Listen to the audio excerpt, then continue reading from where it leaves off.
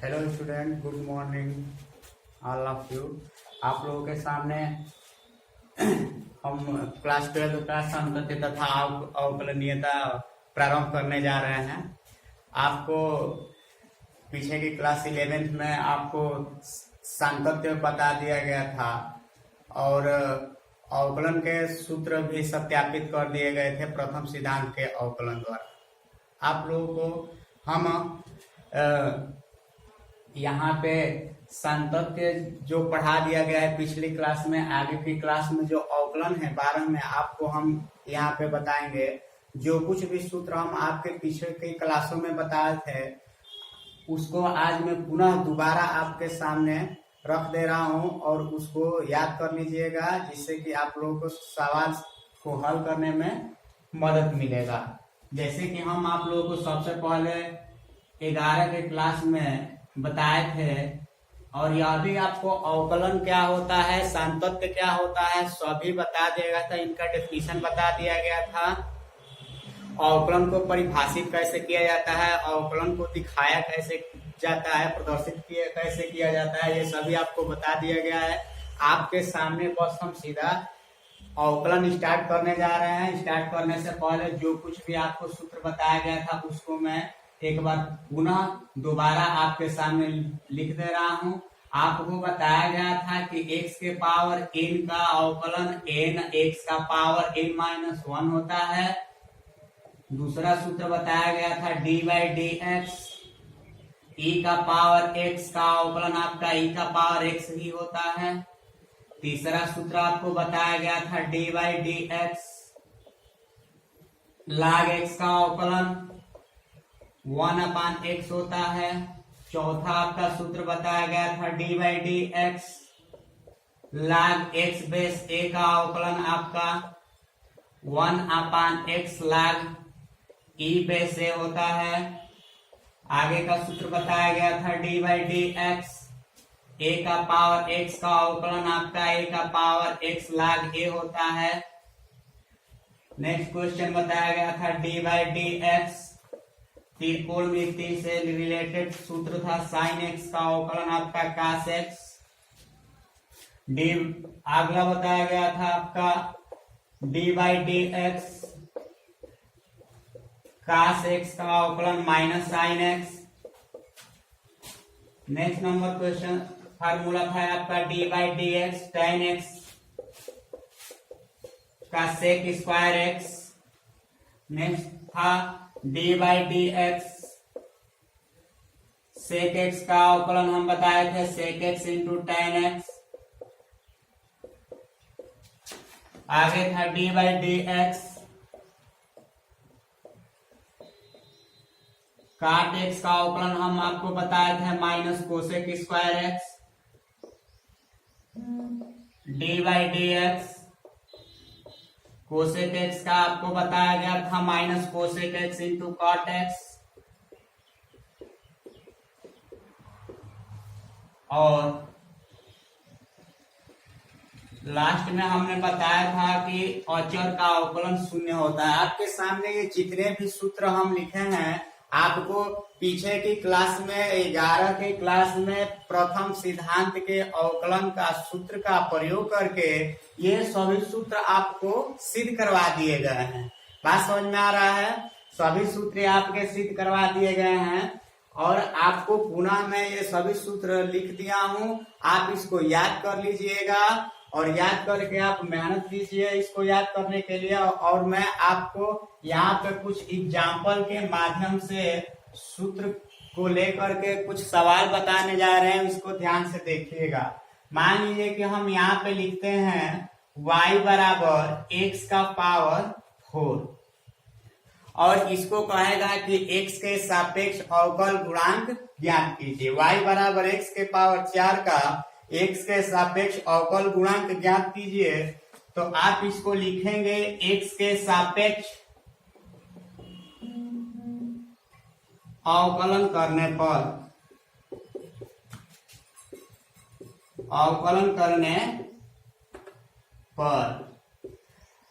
पहला सूत्र हमने लिखा है D by D x, x का पावर एन का अवकलन होता है एन एक्स का पावर एन माइनस वन। यहाँ पर आप देखिए y बराबर एक्स का पावर 4 है, यहाँ पे एन के जगह पे 4 है, तो उस नियम के आधार पर लिखेंगे D Y by D X और इसका अवकलन हो जाएगा 4 आपका आगे आ जाएगा और x का पावर 4 माइनस 1 मतलब कि हो जाएगा 4 x का पावर 3, यही आपका क्या हो जाएगा आंसर हो जाएगा। बात समझ में आ रहा है? फिर से मैं एक आपका एग्जाम्पल लेता हूं। मान लीजिए यहाँ पे लिखा है y बराबर करड़ी में x। यदि आपका यहाँ पे लिखा है तो y बराबर करड़ी में x, तो इसको भी आप वैसे ही लिखेंगे। पहले इसको थोड़ा सुधार लेते हैं। y बराबर x का पावर कड़ी का मतलब होता है y x का पावर 1/2 लिख सकते हैं। तो जब y बराबर x का पावर 1/2 है तो इसको आप लिखेंगे x के सापेक्ष अवकलन करने पर, अवकलन करने पर जब आप इसका x के सापेक्ष अवकलन करेंगे तो फिर से उसको लिखेंगे dy बाई डी एक्स।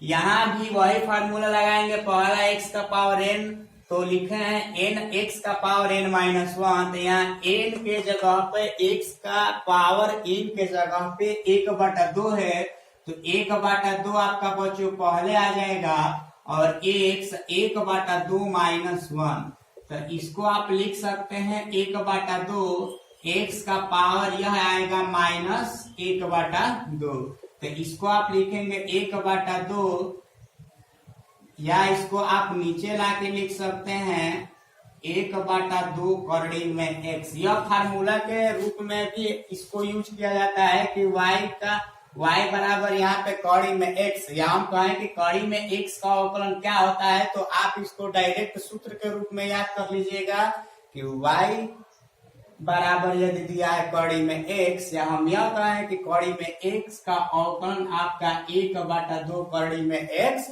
होता है।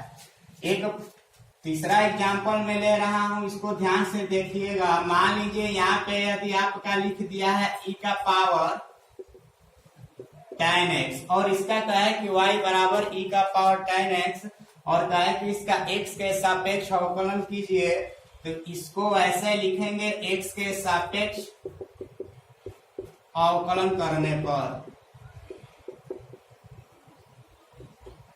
देखो बच्चों, दूसरा हमने सूत्र लिखा है कि e के पावर x का अवकलन, यहाँ पर देखिएगा तो d by D x e का पावर x का अवकलन जब e का पावर x होता है तो यहाँ पे भी आप लिखेंगे d बाई डी एक्स। मान लीजिए कि यहाँ पर e का पावर tan x लिखा है, ये सोचिए कि यहाँ पे tan x ना होकर केवल क्या यहाँ पे लिखा गया है, केवल e का पावर x। आप अपने केवल इसको मन में बैठाएंगे कि यहाँ e का पावर क्या लिखा है, x लिखा है, tan x नहीं लिखा है। तो जब यहाँ पे e का पावर x लिखा है तो सूत्र के अनुसार यहाँ पर हम जो का तो लिख देंगे e का पावर tan x। तो यहाँ पर तो एक सूत्र लगा दिए कि e का पावर tan x है।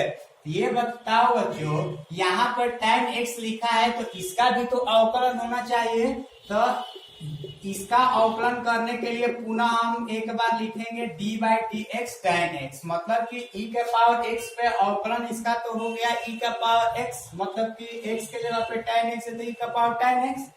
पुनः आप tan x का अवकलन करेंगे, तो tan x का अवकलन करने के लिए आपको मैं बता दूं e का पावर tan x, आप एक बार नजर दौड़ाए वहां पे जहां पर मैं फार्मूला लिखा हूं, सूत्र लिखा हुआ हूं। देखिए आपका tan x का यहाँ पे d by D X tan x का अवकलन का सूत्र हम लिख रखे हैं। tan x का अवकलन sec स्क्वायर x होता है, क्लियर है? तो जब sec स्क्वायर x होता है तो यहाँ पे tan x का अवकलन क्या हो जाएगा, sec स्क्वायर x, और यही आपका आंसर हो जाएगा। हम आपको सूत्र बता दिए। सूत्र बताने के बाद आपको हम 3 उदाहरण के माध्यम से जितने भी क्वेश्चन है इनको समझाने का प्रयास किए हैं। हम उम्मीद करते हैं कि आप सब लोग सूत्र याद कर लेंगे। सूत्र याद करने के बाद कोई भी आप सवाल लगाएंगे आसानी से कर लेंगे। मैं आज आपको एक एक्सरसाइज अवकलन का करवा दे रहा हूं, और उसके बाद यदि एक्सरसाइज में कोई दिक्कत होगा तो आप कमेंट करके सभी क्वेश्चन में दिक्कत हो तो उसको आप पूछ लीजिएगा।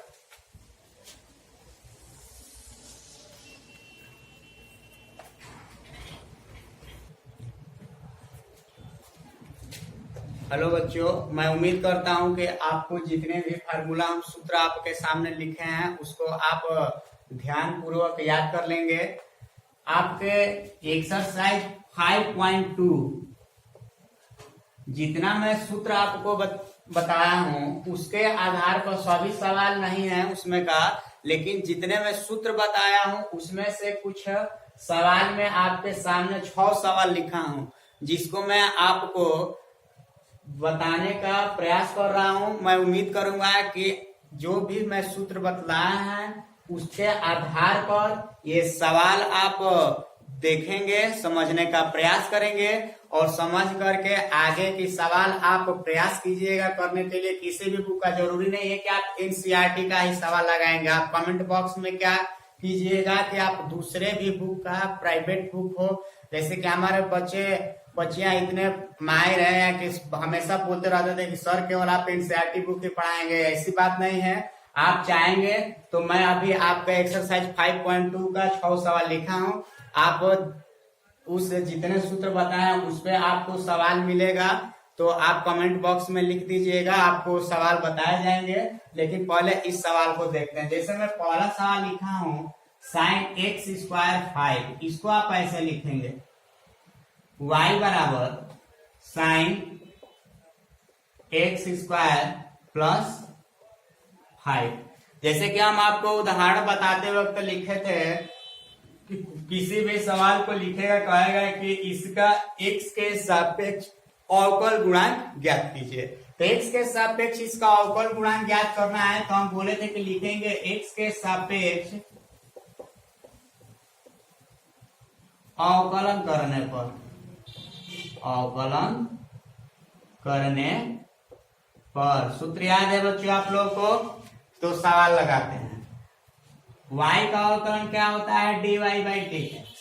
अभी हमने आपको सूत्र लिखवा दिया हूं कि sin x का अवकलन क्या होता है? sin x का अवकलन cos x होता है। तो जैसे लिखा है पूरा आप वैसा ही लिख देंगे। sin x का अवकलन जब cos x होता है तो cos x² प्लस 5। लेकिन इसमें देखना क्या है, sin x का अवकलन हमने तो cos x कर दिया। मान लें कि यहाँ पे क्या लिखा था? केवल x लिखा था थीटा का स्थान पर। तो इसमें ये बताओ, एक और फलन है यहाँ पर लिखा हुआ x² प्लस 5। तो इस हम x² प्लस 5 का भी बच्चों अवकलन करेंगे। तो जिसका अवकलन किया जाता है आपको पता है कि लिख दिया जाता है d/dx। तो ये हो गया x² प्लस 5। तो ये जिसका अवकलन कर चुके हैं उसको वैसे ही लिख देंगे cos x² प्लस 5। आपको x के पावर n पे अवकलन इसका x² का आप अच्छी तरह से जानते हैं कि 2x होगा। और आपको बताया है कि अचर का अवकलन क्या होता है? 0। तो इस 5 का अवकलन क्या हो जाएगा? 0। इसको नहीं लिखता हूं तो लिख देते हैं। चलो 2x प्लस 5, 2x प्लस 0। तो इसको आप अच्छे से लिखेंगे। तो 2x को मैं पहले लिख देता हूं, और ये cos x² प्लस 5 यही आपका क्या हो जाएगा? आंसर हो जाएगा। क्लियर है? जैसे कि मैं आपको दूसरा सॉल्यूशन करके बताता हूं। वहां पे लिखा है y बराबर cos sin x। यहाँ पे देखें, यहाँ थीटा के स्थान पे, इसके कोण के स्थान पे sin x लिखा है। तो इसको आप ऐसे लिखेंगे x के सापेक्ष अवकलन करने पर। तो ये जब हो जाएगा dy/dx।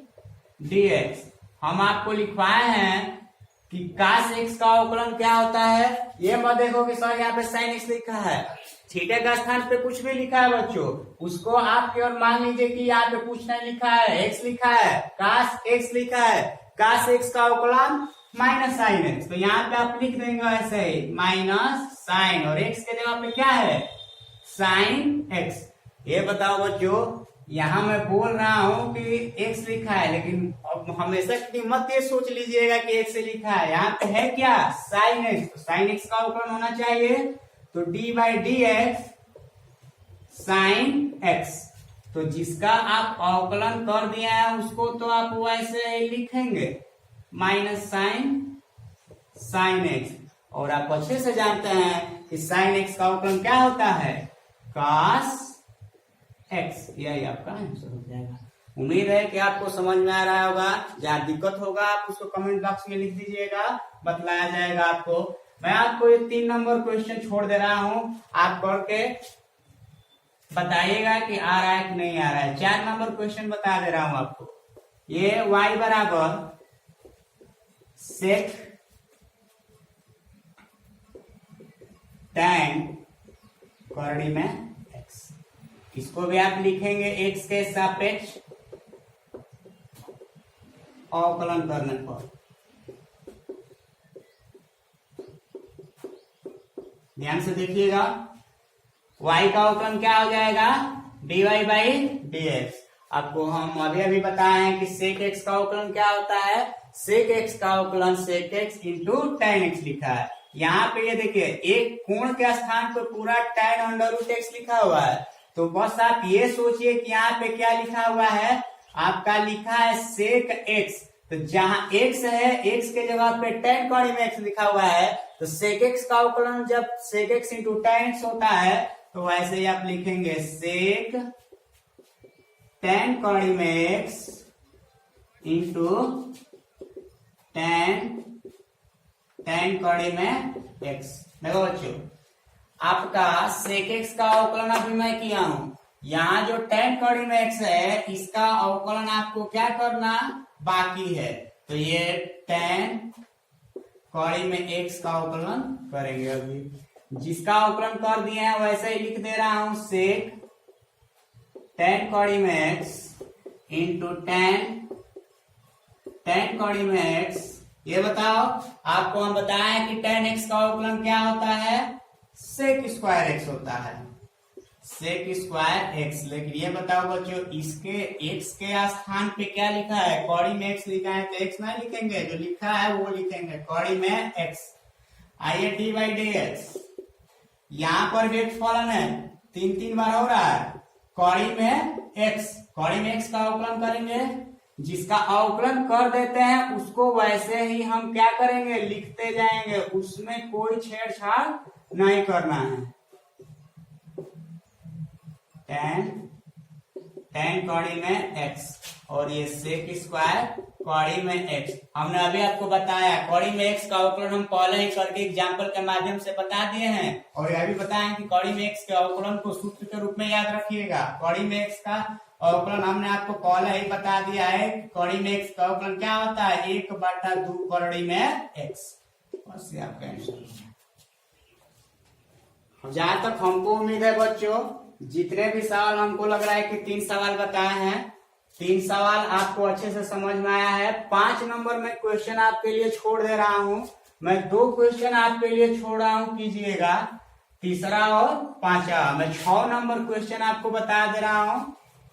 दिया है y बराबर कास करड़ी में x।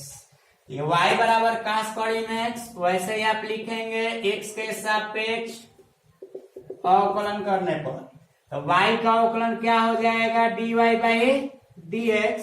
आप वही बात जानते हैं, आपको सूत्र बता दिया गया है कि कास x का अवकलन क्या होता है, माइनस साइन x। और x के जगह पे क्या है बच्चों, कड़ी में x। फिर आपको किसका अवकलन करना है, कड़ी में x का, डी बाई डी एक्स कड़ी में x। तो माइनस साइन कड़ी में x। और यहाँ पे अभी हमने आपको बताया है, यहीं पे किया हूँ कि कड़ी में x का अवकलन क्या होता है, 1/2 कड़ी में x। तो ये हो गया 1/2 कड़ी में x। यही आपका आंसर हो गया। हमने आपको 5.2 का कुछ 6 सवाल लिख के समझाने का प्रयास किया। आपको सवाल बताया गया है, इसको आप ध्यान पूर्वक सूत्र याद करके सवाल लगाइएगा। लगाने के बाद इसको पढ़िएगा। यदि कोई दिक्कत होगा तो कमेंट करके बता दीजिएगा। और कोई आपको क्वेश्चन फंसा हो तो फिर से बतला दीजिएगा और अगला वीडियो आपको आगे बताया जाए।